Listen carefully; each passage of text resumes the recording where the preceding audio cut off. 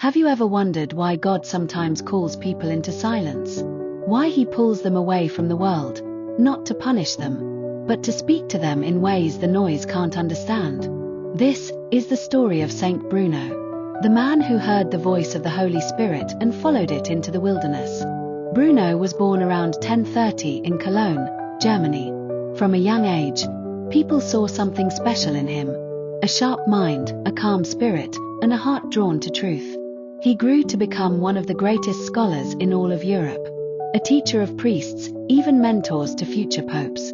He lived in the world, but his heart was searching for more. He could feel a gentle voice within him, a whisper that said, "There is more to life than this. Seek me in silence." One day, something happened that changed everything. A famous man in Reims, once known for corruption, had died. At his funeral, as the priests prayed, his lifeless body suddenly lifted, and a terrifying voice cried out, "By the just judgment of God, I am condemned." 3 times the dead man's voice filled the church. The people screamed. Some ran. But Bruno stood frozen. And in that moment, the Holy Spirit spoke deep within him. "Do you see how empty this world is? Come away, Bruno. I will show you peace." He obeyed.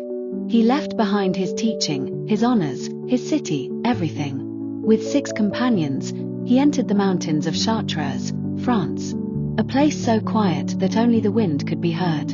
There, the Holy Spirit guided him to build a new kind of life, a life of silence, prayer, and union with God. Each man lived alone, but all were united in one spirit.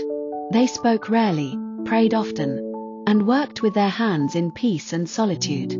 This became the Carthusian Order, a family of souls listening for the whisper of the Holy Spirit in silence. Years later, Pope Urban II, once Bruno's own student, called him to Rome. He wanted Bruno's wisdom near him. But even there, in the heart of power, Bruno's heart was restless.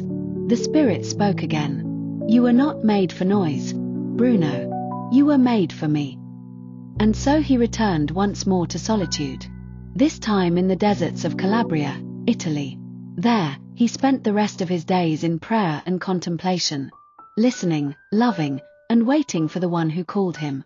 On his final day, Saint Bruno whispered, "My soul, be ready to meet your Lord." And as he breathed his last, it was said that a deep peace filled the room, a peace only the Holy Spirit can give. Saint Bruno's life is a message to the noisy world we live in today. Sometimes, the Holy Spirit doesn't shout. He whispers. But only those who quiet their hearts will hear him. "Be still," the Spirit says, "and know that I am God."